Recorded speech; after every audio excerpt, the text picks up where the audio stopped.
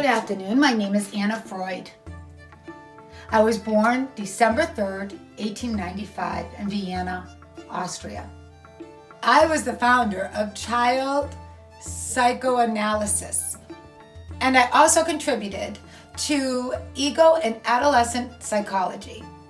My parents were Sigmund Freud and Martha Bernays. My father, Sigmund Freud, was an Austrian neurologist and the founder of psychoanalysis who worked mostly with adults, whereas I worked with children. He helped them to reconstruct their early years through the traces that remained after repression had taken effect. I was the youngest of 6 children. Growing up, I was not very happy. Much of what contributed to this was the size of my family and the fact that I was the youngest. There was always distance and competition between my siblings and myself. I especially found it difficult to get along with my sister Sophia because of our differences in our physical appearance and the attention she would receive from our father. I also did not have the typical relationship and bond that most do with their mother. My mother, Martha, was without a doubt closer to all the other children growing up. And as the years went by and I started to voice my opinion in regards to my work and my research, the more Martha would criticize me. I never learned much during my schooling, but rather learned a great deal from my dad. At 15 years old, I began reading some of my father's work. In the process of learning from my father, I was lucky to have learned to speak German, Hebrew, Italian, English, and French.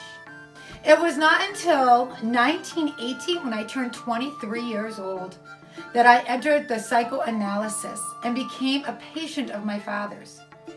Such a situation, a father psychoanalyzing his own daughter, would be considered inappropriate today.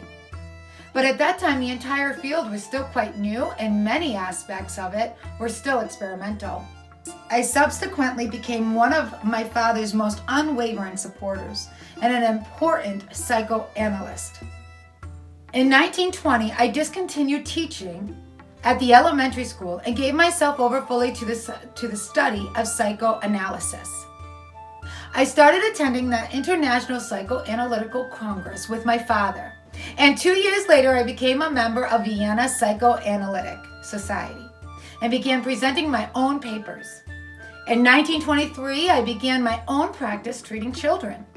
I had established the field of child psychoanalysis, and my work contributed greatly to the theory of child psychology. I developed different techniques to treat children and noticed that children's symptoms differ from these of an adult and were often related to developmental stages. Although I have been considered by some to have done little more than continue my father's work, I was a pioneer in both ego psychology and the psychoanalysis of children. While I was developing my theories regarding the psychoanalysis of children, the very well-known Melanie Klein was developing her theories in England. Melanie Klein was best known for play theory and object relations. Klein's theory of the unconscious is based in the fantasy life of the infant from birth. Her ideas explain how infants process their anxieties around feeding and relating to others as objects and part objects. Klein inspired what is known as the central concept of the object relation school within psychoanalysis. There were significant disagreements between us, including a symposium in 1927 organized specifically to discredit my work.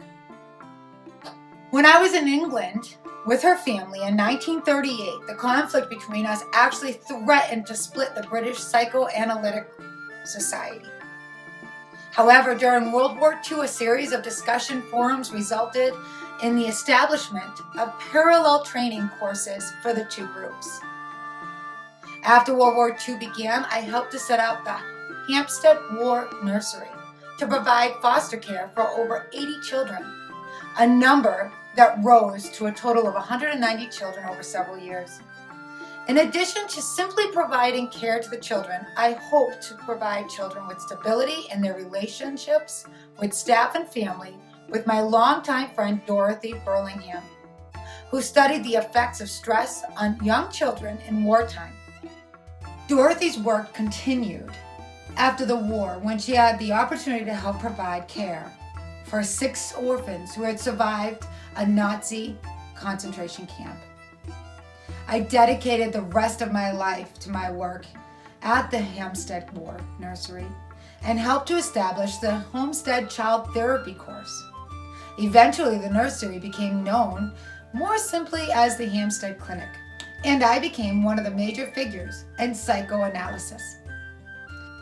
Shortly after my death, the Hampstead Clinic was renamed the Anna Freud Center in my honor. Sadly, my time had come to an end. On October 9th, 1982, I was 86 years old.